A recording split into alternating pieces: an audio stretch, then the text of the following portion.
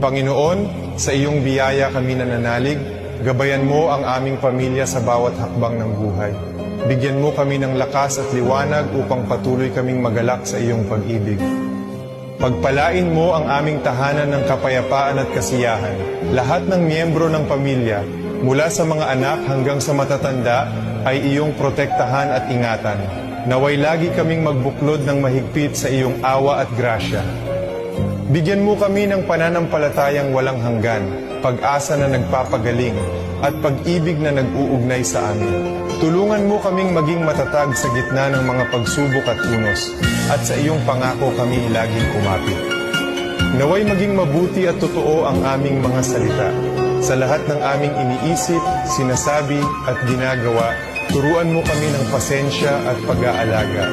Sa iyong karunungan, alam naming naririnig mo kami.